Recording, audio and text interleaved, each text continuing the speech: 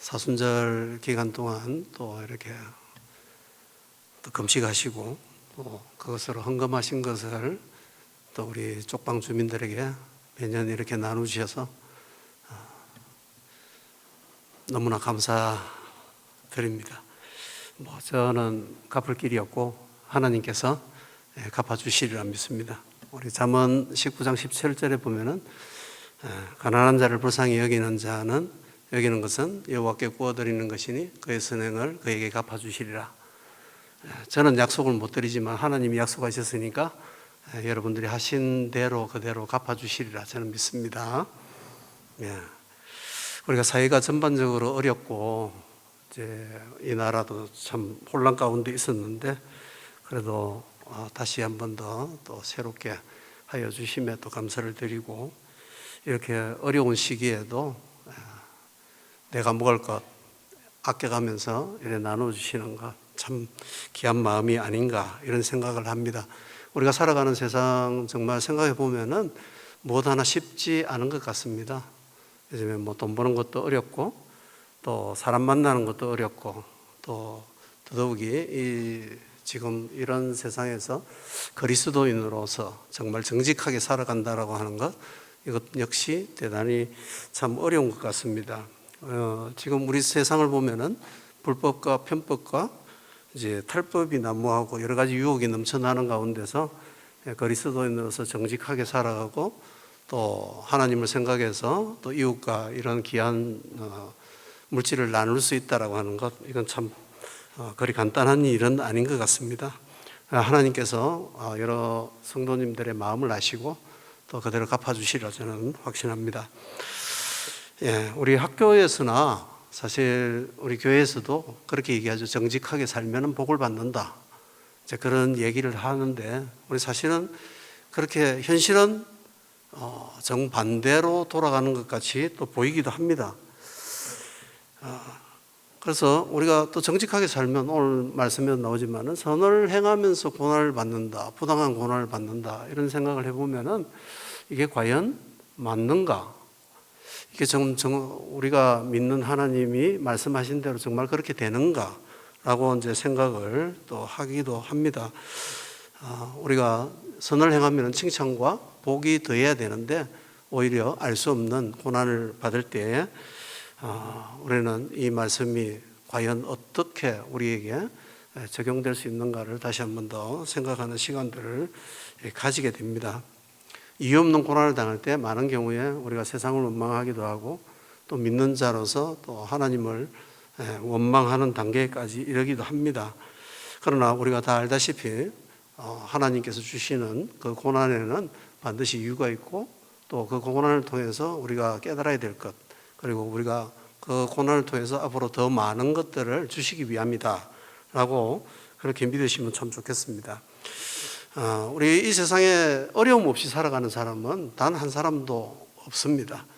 남들이 보기에는 참 괜찮아 보이는 것 같아도 또 그 안에는 다 그 나름대로 어려움들이 있습니다. 그래서 우리가 예수 믿으면 참 형통하다. 형통한 삶이 뭘까? 아무 문제 없이 그냥 탄탄대로를 걸어가는 것이 과연 형통일까? 생각해 보면은 여러분들은 어떻게 생각하십니까? 예수 믿고 정말 탄탄대로를 걸으셨습니까? 대답 없으신 거 보니까 아닌 것 같네요. 그런데 많은 문제들이 우리 앞에 있습니다. 그런데 이제 이 문제들을 어떻게 풀어가느냐, 그리고 하나님께서 형통한 자에 대해서 뭐라고 말씀하시느냐, 우리는 성경을 통해서 확인하고 그래서 우리의 믿음이 헛된 세상이 가르치는 그런 형통함이 아니라 하나님께서 말씀하시는 그 형통함으로 우리가 돌아가야 된다는 거죠. 우리가 성경에서 형통한 자를 이제 찾다 보면은 창세기에 요셉이 나오죠. 요셉이 보디발의 집에 노예로 팔려가게 되고 또 감옥에 갇히게 되고 그런데 하나님께서는 창세기 39장에 하나님이 함께 하심으로 그가 형통한 자가 되었다 이렇게 말씀하거든요. 그러면 우리가 생각하는 형통하고 성경에서 말씀하고 있는 형통하고는 조금 의미가 좀 다르겠다. 그러니까 우리는 아무 문제 없이 아무런 어려움 없이 살아가는 것이 형통한 삶이 아니라 어려운 가운데 우리가 고난을 받아도 하나님이 함께 하심으로 그 문제를 풀어가는 것 우리가 막히지 않고 신앙에 넘어지지 않고 계속해서 믿음으로 전진해 나가는 삶이 진짜 형통한 삶이 아닌가. 그리고 하나님이 주신 지에 내가 가진 어떤 배경이나 아니면은 주변 환경들을 이용해서 이 문제를 풀어가는 것이 아니라 하나님의 말씀으로 하나님 주신 지혜로 풀어가는 그 삶이 진짜 형통한 삶이 아닌가, 그런 생각을 하게 됩니다. 그래서 우리가 세상적 형통과 하나님 말씀하시는 형통은 조금 다를 수 있겠다, 이제 그런 생각을 또 하게 됩니다. 우리가 또 대표적으로 성경에서 이런 이유 없는 고난을 당한 사람을 우리가 꼽자면은 욥을 빼놓고 이야기할 수는 없겠죠. 정말 하나님을 잘 믿고 자녀를 신앙 안에서 잘 양육하고 또 회사도 아주 건전하게 건강하게 잘 운영을 했는데 어느 날 자연재해로 사업이 망하게 되고 또 강도들이 들이닥쳐서 자녀들이 죽게 되고 회사는 파산하고 거기에 자신은 병들고 그런 자신을 두고 아내는 저주하면서 떠나갔다. 그러면은 우리가 정말 하나님 믿는 자로서 이것을 어떻게 해석해야 될까? 이제 이런 생각을 하지 않을 수가 없습니다. 나는 특별히 잘못한 것도 없는데 왜 나에게 이런 일이 발생하는가? 신앙하시는 동안에 우리에게도 이런 일들이 한두 번쯤은 있었으리라 생각이 됩니다. 그래서 우리가 생각하기를 이 땅에서 우리가 사는 동안에 이런 문제를 만나게 되어 있는데 그러면 우리는 어떻게 이 문제를 대처할 것인가? 오늘 이 말씀을 통해서 우리가 조금 배워가는 시간이 되었으면 좋겠습니다. 우리가 세상과 같이 그런 방식으로 우리의 고난을 대할 것이 아니라 우리가 풀어가는 방식이 바로 예수 그리스도의 고난 또 그분이 풀어가신 방법을 따라서 우리가 그렇게 대처한다면은 우리가 한층 더 나은 믿음의 삶을 살지 않을까, 그런 생각을 하게 됩니다. 우리가 다음 주가 이제 고난주간이죠. 여러분, 고난주간이면 대체로 어떻게 하십니까? 그리스도의 고난을 묵상하면서 참 많이 힘드셨겠다, 그래서 슬퍼합니까? 아니면은 여러분들도 한번 그럼 나도 이 고난에 동참해서 금식도 한번 해보고 뭔가를 좀 이제 고난 가운데 나를 밀어 넣어 보자, 이런 시도를 하십니까? 이 고난 주간은 엄격히 보면은 그리스도의 고난을 묵상하는 주간이기도 하지만은 그 그리스도의 고난을 통해서 우리에게 주신 것이 무엇인가? 그리고 그것을 통해서 우리는 앞으로 어떻게 고난에 대처할 것인가? 그리고 그 고난의 대가로 우리가 지금 무엇을 누리고 살아야 되는가? 이것을 묵상하는 것이 진정한 고난 주간을 보내는 태도가 아닌가, 이런 생각을 하게 됩니다.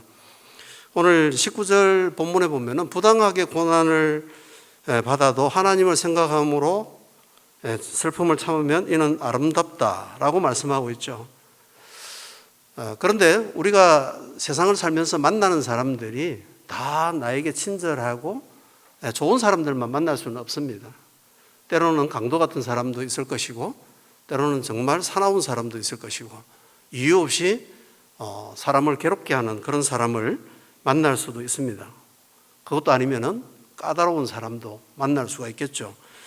그랬을 때에 우리가 어떻게 이런 그 사람들로 인한 이런 부당한 고난을 어떻게 해석할 것인가, 어떻게 받아들일 것인가, 이것은 대단히 중요한 문제가 아닌가 생각이 됩니다. 오늘 본문의 말씀은 그렇죠. 이걸 생각하면서 참아라. 근데 잘 참아집니까? 여러분은 어때요? 저는 잘 못 참겠더라고요. 잘 안 참아지더라고요. 그래서 우리가 생각해 보면은 욥의 고난을 생각해 보면은 정말 부당한 고난이 맞죠. 부당한 거죠. 욥이 뭐 특별히 잘못한 것도 아닌데 이런 고난을 당한다죠. 그러면은 우리도 신앙하면서 특별히 내가 잘못한 거 없는데 사람들이 비난하고 비방하고 또 모함하고 왕따시키고 또 이런 일들이 있을 때 그럼 우리는 어떻게 해야 될까? 참을 수 있는가? 참 참기 어렵죠. 그럼에도 불구하고 말씀은 참으라고 그렇게 하고 있다는 거죠. 그래서 이걸 우리가 어떻게 참을 수 있을까? 저도 잘 못 참습니다. 특히나 부당한 누가 요구를 하면은 저는 잘 못 참는 것 같아요. 그래서 때로는 뭐 그냥 같이 맞대응을 하기도 했는데 말씀을 생각하면 제가 말씀을 몰라서 그렇게 대응하는 거 아니거든요. 제 감정과 제 생각을 내려놓지 못하기 때문에 때때로 그런 반응을 하게 되는 것이죠. 우리가 공동주택인 아파트에 살다 보면은 참 이제 여러 가지 참지 못할 일들이 참 많이 있습니다. 층간소음 아마 경험해 보신 분들 많이 계실 거예요. 근데 제가 사는 그 윗집에 작은 아이 둘이 있는 집이 이사를 왔어요. 몇 년 전에. 이 이사를 왔는데 처음에 그냥 뭐 처음에 이사 왔으니까 뭐 그러려니 했는데 이 두 아이가 밤 11시가 넘도록 계속 뛰어다니는 거예요. 다다다닥 그러면서 이게 잠을 잘 수가 없는 거예요. 그래서 제가 한 3개월 정도 참다가 한번 올라가 봤죠. 그래서 나는 10시에 자는 사람인데 10시까지는 떠들어도 좋은데 그 이후에는 좀 재웠으면 좋겠다. 그런 얘기하니까 그 아버지라는 사람이 이렇게 얘기하더라고요. 그럼 알을 묶어 놓을까요? 이러더라고요. 참 기가 막히더라고요. 애를 묶어 놓을까요? 라고 얘기하는데 참 의의가 없기도 하고, 그래서 뭐 그냥 아이들이 뛰는 건 정상이지만은 그 뛰는 아이를 방치하는 거는 정상적인 어른이 아닙니다. 그러고는 저 내려왔는데 뭐 그러고 지금 한 5년 정도 흘렀는데 여전히 그런 문제들이 많이 발생합니다. 근데 제가 이제 더 이상은 저희 부부끼리 얘기하죠. 올라갈까? 이러다가 말자, 참자. 올라간다고 뭐 달라질 일이 있겠나? 달라졌으면 벌써 달라졌겠지. 이런 생각을 하고 또 많이 이제 우리가 참게 되는 거죠. 그런데 제가 가만히 이제 생각을 해보면은 이 참게 된 이유가 뭘까?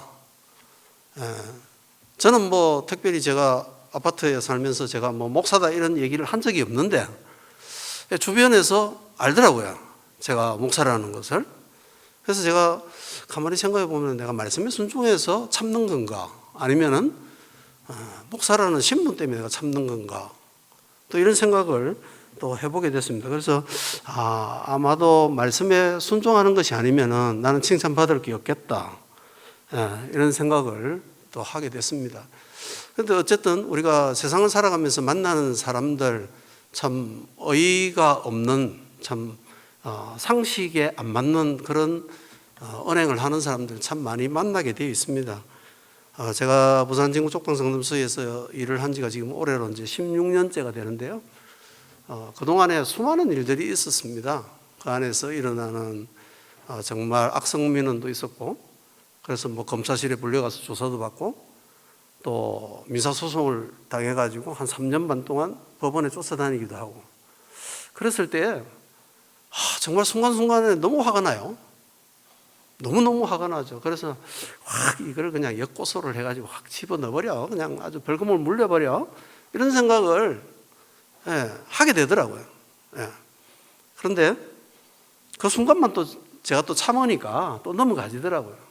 그러니까 이 문제들이 다 해결되지고, 또 지금은 뭐 거의 이제 그렇게 뭐 민원을 넣는 사람도 이제 없어져서 아주 평안한 가운데 잘 운영이 되고 있습니다. 그래서 우리가 생각해 보면은 이것도 제가 넘어야 될 아마 산이었던 것 같다. 한 번쯤은 이런 이제 고난을 통해서 또 저도 성숙하고, 또 우리가 앞으로 어떻게 살아가며 어떻게 사람들을 대해야 될지를 또 배우는 시간이었다라고 하는 거죠. 그래서 우리가 이런 고난이 또 어려움들이 우리가 부당하게 참으면 참 힘들겠지만은, 이제 시편 119편 71절에도 말씀하고 있지만은 고난당한 것이 내게 유익이라, 이로써 내가 주의 율례를 배운다라고 그렇게 말씀하고 있거든요. 저도 이런 고난을 통해서 제가 사람을 보는 눈도 조금 넓어졌고, 또 세상을 보는 눈도 조금 더 커졌고, 또 하나님의 뜻을 조금 더 알아가는 시간이었다라고 저는 생각이 됩니다. 그래서 우리가 부당한 고난이라고 해서 우리가 참지 못할 수도 있겠지만은, 어쨌든 말씀에 순종해서 참는 자가 복이 있는 것 같아요. 여러분, 고난 주간에 내가 어떻게 앞으로 나에게 대한 이 부당한 고난을 어떻게 대할 것인가, 이것을 잘 한번 생각해 보시는 그런 시간 되었으면 좋겠습니다. 20절 제가 있어 매를 맞고 참으면 무슨 칭찬이 있으리요. 그러나 선을 행함으로 고난을 받고 참으면 이는 하나님 앞에 아름다우니라. 이렇게 말씀하고 있죠. 그래서 우리가 잘못하면은 너무 잘못한 대가를 받는 거니까 그것은 뭐 크게 칭찬받을 일도 아니고 그 본인이 저지른 일에 뭐 대가를 받고 있네라고 이제 생각이 되지만은 우리가 선을 행하면서도 고난을 받을 수 있는가? 충분히 그럴 수가 있습니다. 선으로 받아들이지 않는 사람들이 있습니다.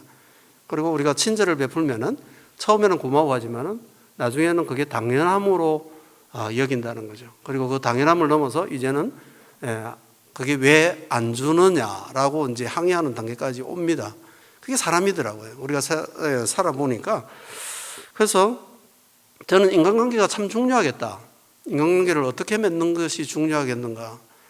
그래서 너무 가까이도 말고 너무 멀리도 하지 말자. 그래서 제가 가장 위험하다고 생각되는 게 사람을 믿는 것이다라고 저는 생각합니다. 그렇다고 해서 제가 사람을 미워하거나 또 아니면은 뭐 경계를 한다 그런 뜻은 아닙니다. 더더욱이나 제가 그렇게 함으로써 약점 잡힐 일이 없어야 되겠다. 내가 더 정직하고 더 성실해야 되겠다. 이런 생각을 하게 됩니다. 그래서 저는 우리 선생님들하고도 자주 얘기합니다. 불가근 불가원이라고 너무 가까이도 말고 너무 멀리도 하지 마라. 그래서 적당한 거리를 항상 두고 서로 실수하지 않게 조심해라. 더더욱이나 하나님께서 만드신 기관이라면은 우리가 이 일들을 통해서 오히려 잘못하면은 하나님께 욕이 돌아갈 수가 있으니까 서로 조심하는 게 좋겠다라고 이제 이렇게 서로 나누기도 합니다. 그래서 우리가 선이 아니라면 애초에 하지 말자.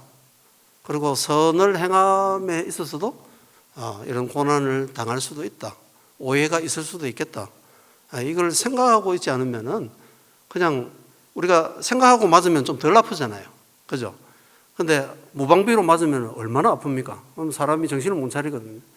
그러니까 우리가 이런 생각들을 하고 있어야 되겠다. 그리고 오늘 시간이 제가 촉박하네 자꾸만. 21절 한번 보겠습니다. 이를 위하여 너희가 부르심을 받았으니 그리스도도 너희를 위하여 고난을 받으사 너희에게 본을 끼쳐 그 자체를 따라오게 하셨느니라.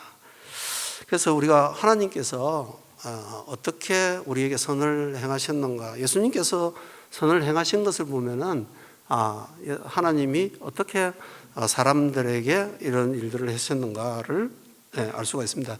사도행전 10장 38절에 하나님이 나사렛 예수에게 성령과 능력을 기름 붓듯 하셨으며 그가 두루 다니시며 선한 일을 행하시고 마귀에 눌린 모든 사람을 고치셨으니. 그러니까 하나님이 함께 하셨습니다. 그러니까 하나님이 함께 하셨으니까 형통한 자가 되고, 하나님이 함께 하셨기 때문에 하나님의 선을 행하실 수가 있었다는 거죠. 그래서 우리는 그렇습니다. 우리가 생각하는 대로 행하려고 하는 거죠. 근데 예수님이 하신 것 보면은 그 사람의 필요에 따라서 행하셨다. 그리고 선이 뭔가? 하나님의 뜻을 행하는 거죠. 우리가 선이라고 하는 것, 우리는 뭐 베풀고 나누고 뭐 이런 것만 생각하는 거죠. 그러나 진정한 선은 하나님의 뜻대로 하는 것.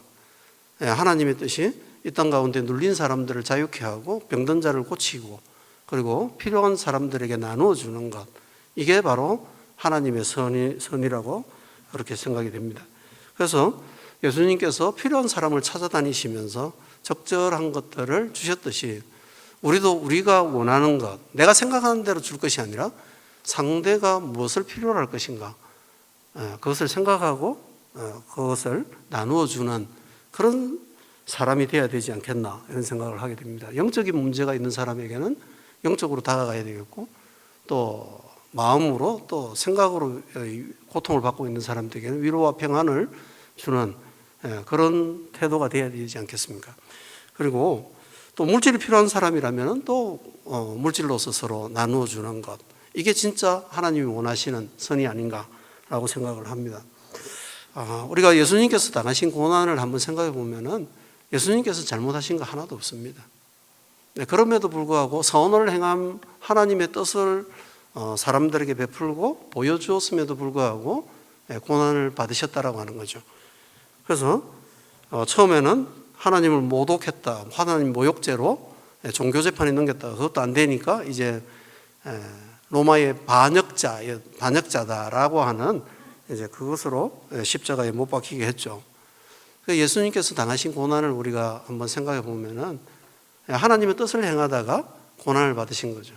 그러면은 오늘 우리가 일상에서 많은 경우에 당하는 고난은 무엇 때문일까? 많은 경우에 우리가 원인 제공하는 경우가 참 많이 있어요. 우리가 정말 하나님의 뜻대로 했는데도 고난을 받는 경우는 그렇게 많지 않은 것 같습니다. 어쨌든 우리가 살아가는 동안에는 끊임없이 우리가 여러 가지 문제에 봉착할 수밖에 없습니다. 가정의 문제, 또 건강의 문제, 또 재정적인 문제, 자녀의 문제가 늘 발생을 합니다. 그래서 우리는 예수님과 같이 이 땅에 하나님의 선하심을 드러내는 그런 방법을 선택해야 됩니다. 세상에 있는 것으로 또 다른 사람들, 세상 사람들이 대응하는 그 방식으로 대응하지 않는 것, 그것이 바로 이 사순절에 우리가 묵상해야 될 것이 아닌가라고 생각이 됩니다. 우리가 부르심을 받은 건 어떤 겁니까? 잘 먹고 잘 살기 위해서 부르심 받은 것은 아닙니다. 하나님의 뜻을 행하게 하기 위해서 우리가 부르심을 받은 것은 분명합니다. 24절 한번 보겠습니다. 친히 나무에 달려 그 몸으로 우리 죄를 담당하셨으니 이는 우리로 죄에 대하여 죽고 의에 대하여 살게 하려 하심이라. 그가 채찍에 맞음으로 너희는 나음을 얻었나니, 이렇게 말씀하고 있죠. 그래서 예수님께서 이 고난을 받으신 것, 받으신 이유가 뭘까? 예수님께서 고난을 받으신 이유는 전적으로 우리 자신을 위해서, 또 우리 모든 사람들을 위해서였다는 사실이죠. 그래서 예수님께서 이제 그 몸으로 죽으심으로 죄를 담당하셔서 우리가 이제 죄인이 아닌 의인으로 살게 하셨다고 하는 거죠. 그래서 우리가 구원받을 길을 이 고난을 통해서 우리에게 열어주셨다. 그리고 또 한 가지는 뭐냐면은 예수님께서 채찍에 맞으심으로 우리가 건강하게 살 길을 열어주셨다고 하는 겁니다. 그래서 이 두 가지는 함께 가야 됩니다. 우리는 많은 경우에 예수님께서 십자가에 죽으심으로 우리가 구원을 받았습니다. 여기까지는 우리가 잘 믿는데, 사실은 이제 예수님께서 채찍에 맞으심으로 모든 사람이 나았다, 나는 여전히 아픈데, 이래서 잘 못 믿어지는 경우가 있을 겁니다. 그런데 우리가 한번 생각해 봅시다. 이것은 하나님께서 이미 법으로 만들어 놓으신 거예요. 그렇다면 우리가 법을 어떻게 해석하고 어떻게 우리가 적용하고 우리가 취할까? 이것들을 우리가 생각하지 않을 수가 없다라고 하는 거죠. 이제 6월 3일 되면은 우리가 대통령 선거를 새로 하게 될 겁니다. 그래서 우리 대한민국 국민 중에 18세 이상은 누구나 투표할 권리가 있습니다. 그런데 이 권리가 있음에도 불구하고 하는 사람도 있을 것이고 안 하는 사람도 있을 겁니다. 분명히 우리 모든 사람들이 가지고 있는 권리예요. 그럼에도 불구하고 하고 싶은 사람은 하고 안 하고 싶은 사람은 안 할 겁니다. 그와 마찬가지로 오늘 여기 하나님께서 약속해 놓으신 게 있다는 거죠. 그분이 우리 죄를 위해서 십자가에서 죽으심으로 우리가 그것을 믿을 때에 우리가 의인이 되고 하나님의 자녀가 되었다. 그래서 우리가 이것을 믿습니다. 그것을 믿고 안 믿고도 우리가 자유죠. 그런데 우리는 믿기 때문에 이 자리에 우리가 구원받은 하나님의 자녀로 앉아 있습니다. 그러면은 또 한 가지, 우리가 이 예수님께서 채찍에 맞으신 이 부분을 이유가 우리를 건강하게 살게 하시기 위해서 이미 치유의 길을 열어놓으셨다고 하는 거죠. 그러면 이것도 역시 약속해 두신 거죠. 그래서 이것을 취할 것인가 안 취할 것인가는 이제 여러분들이 결정하셔야 되는 거예요. 저는 이것을 취합니다. 저는 이것을 믿습니다. 하나님의 구원도 믿고 또 저는 치유함도 믿습니다. 때로는 우리가 다 이해하지 못합니다. 우리 앞에 일어나는 일들, 우리 앞에 일어나는 현상들, 우리 다 이해하지는 못합니다. 그리고 왜 아픈지, 왜 저 사람의 병은 낫고 어떤 사람은 병이 낫지 않는지 우리는 다 모릅니다. 그럼에도 불구하고 저는 하나님을 믿습니다. 이 약속하신, 이 하나님께서 약속하신 그리스도의 고난을 통해서 오늘 우리에게 주시고자 하는 이것들을 우리가 믿고 나간다면 우리는 충분히 이것들을 잘 누릴 수 있지 않겠나, 이런 믿음을 가질 수 있으면 좋겠습니다. 예수님의 고난은 인류를 구원하시려는 하나님의 뜻을 세상에 전하고 성취하시는 과정에서 겪은 고난입니다. 이 고난을 묵상하실 때에 우리가 슬퍼만 해야 될 것인가, 참 예수님 많이 괴로우셨겠다, 이것보다는 예수님께서 진짜 이 고난을 통해서 우리에게 주시고자 하신 것이 무엇인가, 그래서 나는 지금 어떤 것을 내가 지금 예수님의 고난으로 내가 받아 누리고 있는가, 그리고 나는 하나님의 뜻을 위해서 어떻게 앞으로 고난을 받을 결단을 하고 있는가, 각오를 하고 있는가. 쉽지 않습니다. 하나님을 이 일을 하면은 다 잘 된다고 생각하겠지만은 현실은 그렇지 않게 흘러갈 수도 있습니다. 그것을 어떻게 우리가 해석하고 다시 우리 하나님의 은혜로 받아들일지는 우리가 결단하고 또 묵상을 해봐야 될 문제입니다. 그래서 저는 권면드리기는 이 한 주간 동안 이제 돌아오는 주간이 고난 주간인데, 이 고난 주간에 예수 그리스도의 고난을 통해서 우리에게 주신 것이 무엇인가, 또 그리고 우리가 무엇을 취해야 될 것인가, 우리는 하나님의 뜻을 위해서 어떻게 그리스도의 고난과 같이 우리도 고난을 받을 수 있을까.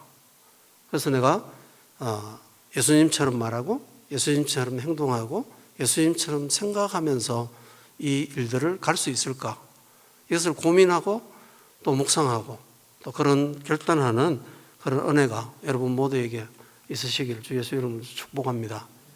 네, 기도하겠습니다. 하나님 감사합니다. 오늘도 이 귀한 자리를 통해서 하나님 말씀을 나눌 수 있게 하시니 감사를 드립니다. 우리가 다 이해하지도 못하고 다 깨닫지도 못하지만은 이 그리스도의 고난을 통해서 우리에게 주신 것은 우리에게 영생을 주셨고 구원을 주셨고 또 하나님의 자녀가 되는 복을 주셨고 또 우리가 건강하게 살아갈 길을 열어주셨다는 것은 분명합니다. 이 고난 주간을 대하는 우리 모두가 고난을 어떻게 해석하고 적용하며 하나님의 영광을 위해서 살아갈지를 결단하는 그런 귀한 은혜가 있기를 원합니다. 이 부산진교회 위에도 하나님께서 크고 놀라운 능력으로 고난의 그 영광을 누릴 수 있게 하옵소서. 감사 찬송 영광 홀로 받으소서. 우리 구주 예수 그리스도 이름으로 기도드립니다. 아멘.